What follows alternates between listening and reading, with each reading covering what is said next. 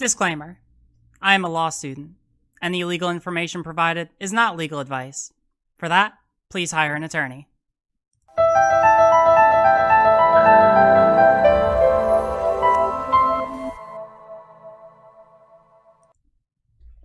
Hi.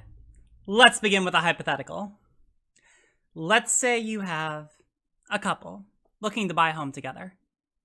Let's also say that these people are both non-binary.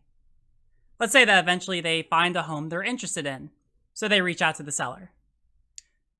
But let's say what they don't know is that the seller actually has a deep-seated bias against non-binary people, because she follows YouTubers who regularly make fun of them and say they're not real trans people.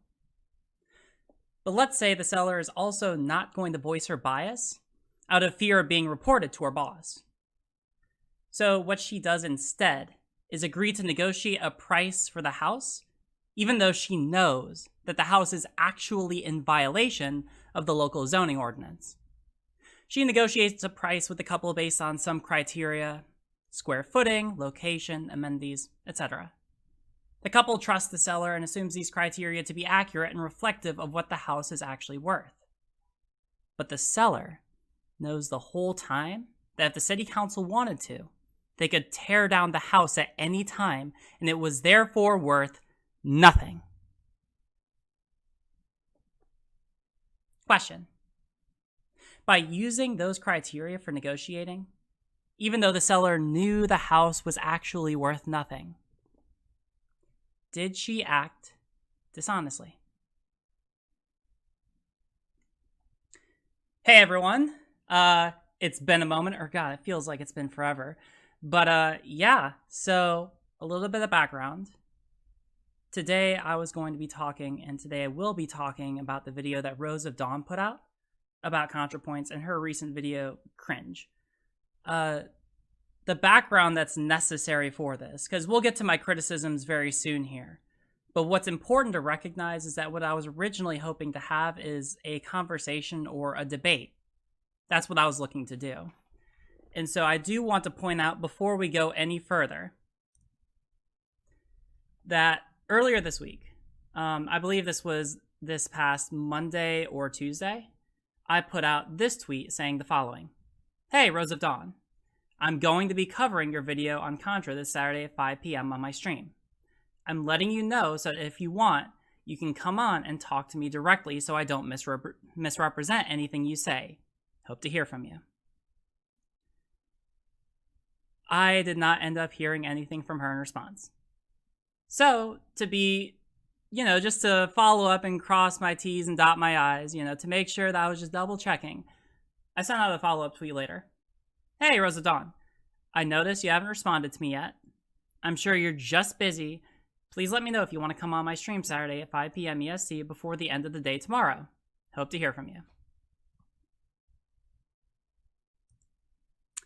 I did not hear from her. Sad to say. But, the reason I wanted her on here was because I wanted to make sure that all of my when I make my criticisms, that she would have a fair opportunity to be able to refute them on the spot. I guess she didn't want to do that. So, hey, I tried my best. Let's go on. Normally, I don't talk so much about my hypotheticals explicitly, but I do want to explain sort of why I used that one at the beginning, because it was a little different from what I normally do. The thing I want to sort of tease out about this hypothetical, and I want to keep in everyone's mind for the rest of this conversation, is that in this hypothetical, the buyers and sellers had a negotiation over what the house was worth based on several different criteria. But the seller provided no credible evidence for why the buyer should trust that criteria to be accurate. That's because no matter how much square footage the house had, where it was located, what amenities it had, no matter any of these things, the seller cannot prove that the house is worth more than zero. Unfortunately here, you had buyers who were just a little too trusting. Now, over the course of this, I'm going to be making 3 different arguments in response to Rose's video. The first is that Rose cherry picks the arguments from Natalie's video that she responds to. Secondly, that when Rose does respond to Natalie's arguments, that she uses completely arbitrary frameworks. And third, that even abiding by those arbitrary frameworks, Rose's arguments are still internally inconsistent and unsubstantiated by any credible evidence. So, let's go ahead and begin. At 3 minutes and 38 seconds into her video, Rose said the following. In her 1 hour and 23-minute video, Contra talks at length about cringe from a seemingly neutral standpoint. But let's be clear, those 83 minutes of fabulous costumes and academic language are an excuse to do what she accuses myself, Blair, Calvin, and others of doing. Attacking trans people we don't like for our own personal gain. Due to the extensive length of Contra's video, I won't be addressing every point she raised, nor will I focus on ridiculous skits that will make even Doug Walker blush. So Rose, if you're watching, if you happen to watch this later, I have to ask, are you familiar with the cherry-picking fallacy? If not, I'll go ahead and introduce you. Also known as ignoring inconvenient data, suppressed evidence, fallacy of incomplete evidence, argument by selective observation, argument by half-truth, card stacking, fallacy of exclusion, ignoring the counter-evidence, one-sided assessment, slanting, and one-sidedness. This is when only select evidence is presented in order to persuade the audience to accept a position, and evidence that would go against that position is withheld. The stronger the withheld evidence, the more fallacious the argument. Now, Rose, what were the reasons, again, that you ignored these arguments that you chose to leave out? That the video was too long? That her skits were too ridiculous for you to handle? It's only an hour and 23-minute video. For you to address all the arguments someone makes, does the video have to be 30 minutes, 10 minutes, 5? I have to ask, what are the hard limits on what you're able to cognitively process? And on the second argument, tell me, if I dress up, like let's say hypothetically, I dress up in some ridiculous costume and I tell you that 2 + 2 is 4, does the fact that I dressed ridiculously make me any more wrong? Or make me wrong at all? Because that's the kind of logic you're implying when you choose to not respond to them on their basis. The fact of the matter is, the reason I think you didn't respond to the arguments that you chose to leave out is because you can't respond to them. I think you watched the video and you thought, oh shit, I think she's right. And I think that the only way you figured you could address her arguments was to dismiss them on a categorical basis. So let's go ahead and talk about the arguments that you did make then. At 9 minutes and 15 seconds into your video, you said the following. A cope can be broken down into 5 steps, as seen in this slide. 1. Try to ward off even discussing the issue in the first place. Secondly, deny the issue exists, downplay its significance or scope, find ways to explain it away as nothing out of the ordinary. 3. Try to reverse the issue back onto the person who raises it. This is a you problem. 4. Accept the issue exists, but then try to point out some other causal factor which minimalizes and normalizes the issue. And 5. When all else fails, resort to the complex. I'm sorry, I shouldn't do your accent, but whatever. And claim the issue is so irreducibly complex that we'll never understand it. Now, Rose, I have to ask, if you ever watch this, again, this is hard because I really wanted you here for this, but I gotta ask, where'd you get this framework from? Could you provide a citation? You didn't in your video. Do you know if it's backed by any peer review? Do you know if it's backed by any scientific literature? Do you know if it comes from a study or an academic publication? Do you know if the person who wrote it has any professional qualifications? Or even, for that matter, do you have any professional qualifications? Do you have a PhD in psychology? Do you have a master's? Do you have any formal qualifications to come to this conclusion or to be able to use this framework? Any at all? Because here's the thing, Rose. I have my Discord do some digging on where you got this model from. And they actually found something very interesting. They seem to be of the impression that this definition comes from a delisted YouTube video called Scarface Viewed from the Left by a YouTuber called Academic Agent, who you actually pinned to the top of your comment section in your video. So first off, if this isn't true, if you deny this, right, I don't know how you would respond to these accusations, but if you were to deny it, I would have to ask, if someone were to find evidence that this is where this came from, would you still stand by the use of this model? And if you just kind of owned up that this is where it came from, I have to ask, do you honestly think that's a credible academic source? I think the person has the word, I get that the person has the word academic in his name, but let's be clear, because I looked at his channel, I just glanced at it. This is also someone who's made such videos, some classics such as Liberalism versus Reality, Why I'm Against Antitrust Laws, The Problem with Unions, The Language Games of the Left, Inside the Mind of a Leftist, and the Ultimate Red Pill books. Do you really think that's a credible source? Rose, you know what the definition of an argument is? Let's talk about that. An argument, at its most basic, includes the following: an opinion plus reasoning. To look at this in terms of a syllogistic analysis, you could say that it's the application of a major premise to the minor premise to come to a conclusion.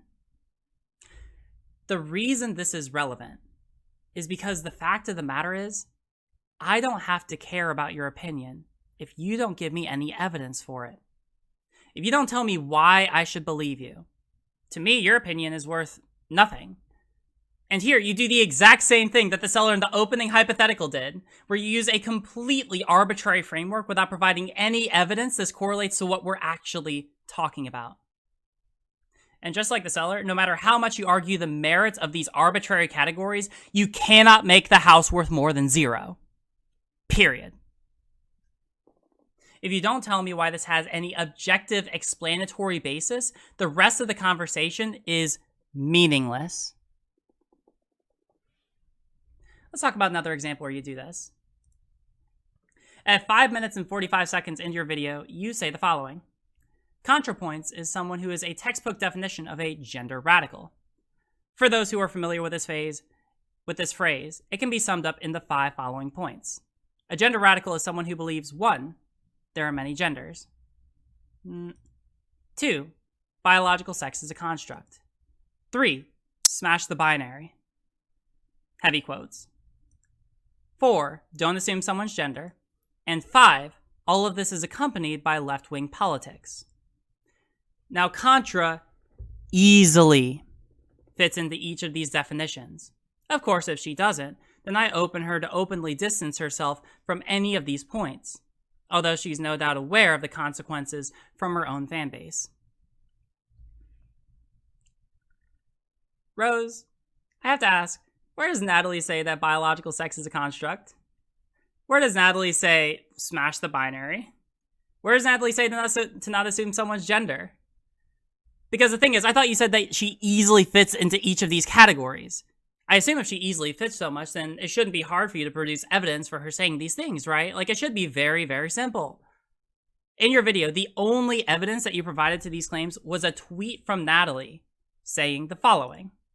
Quote, I feel like I'm pushing the limits of cis toleration and understanding as is being so forward about the feminine penis aspect. But it seems like a lot of trans people want me to push it even further to hairy tops not on hormones can be women too, which yes they can. So your evidence, to be clear, I want to talk about this. Your only evidence is where Natalie says something that is completely backed by the modern majority scientific community. That's what you're saying. You do understand that what she said is literally the consensus of modern science, right? There's literally nothing wrong with this. And to say otherwise would to be an actual science denier. Hold on, I want to talk about this. I've said this before in previous videos, but here is an incomplete list of the reputable scientific and social organizations which recognize the difference between sex and gender. 1. The American Psychological Association, the American Medical Association, the American Psychoanalytic Association, the American Academy of Pediatrics, the American College of Osteopathic Pediatricians, the United Nations, and the United Kingdom's National Health Service. Additionally, here's a quote from an article from Medical News Today on the modern understandings of sex and gender. Gender can refer to the role of a male or female in society, known as a gender role, or as an individual's concept of themselves or gender identity. Sometimes a person's genetically assigned sex does not line up with their gender identity. These individuals might refer to themselves as transgender, non-binary, or gender non-conforming. Literally nothing that Natalie said is inconsistent with any of this.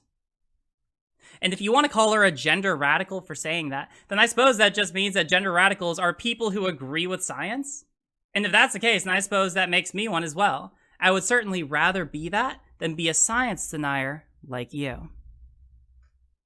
Actually, I kind of want to ask a different question on that point. Where do you get this definition of a gender radical? Could you provide a citation? Does it come from any academic publication or institution?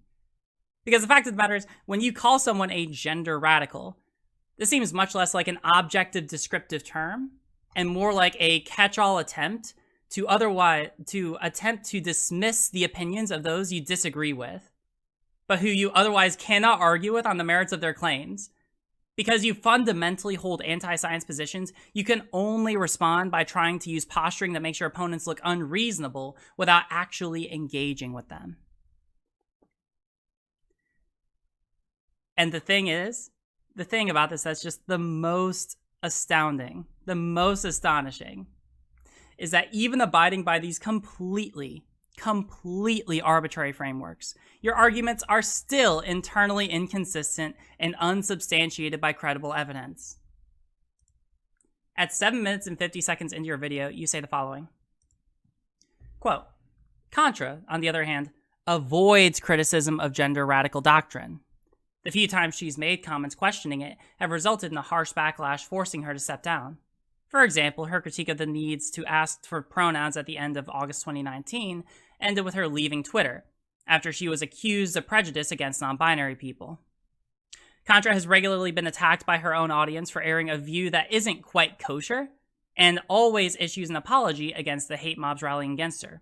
So, what's the alternative if criticism is verbatim? Well, she needs to cope. Rose, have you heard of the contradictory premises fallacy? If not, it's totally cool. I get it. I understand. Not everyone knows everything.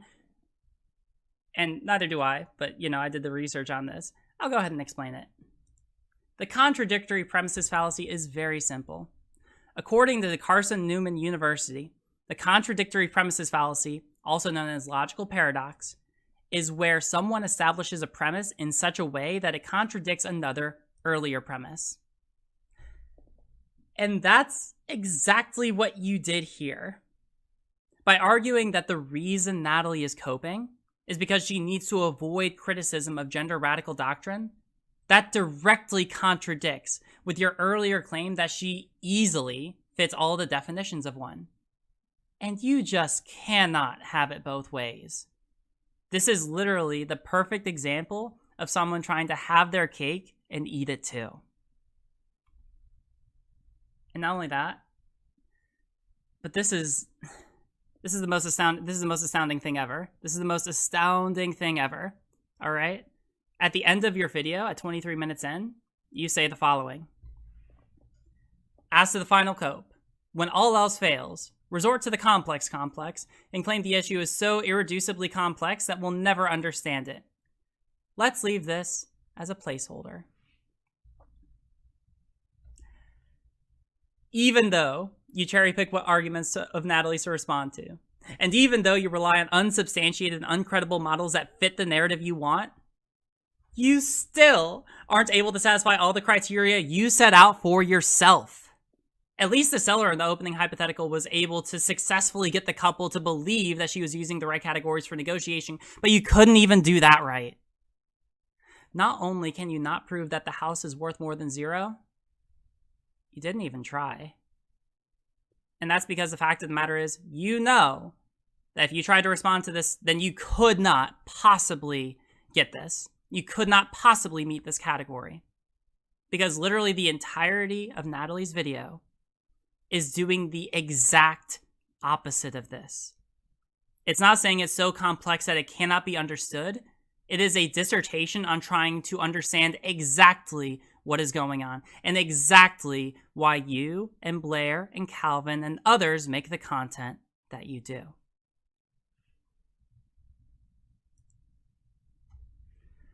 So, Rose, I do have to ask the age-old question. Are you stupid? Or are you just lying?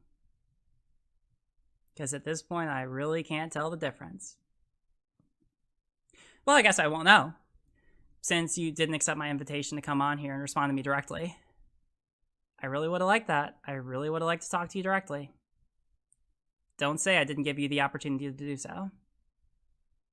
But hey, if you ever want to talk, then hit me up. I'm on Insta and Twitter, and you can email me. Peace.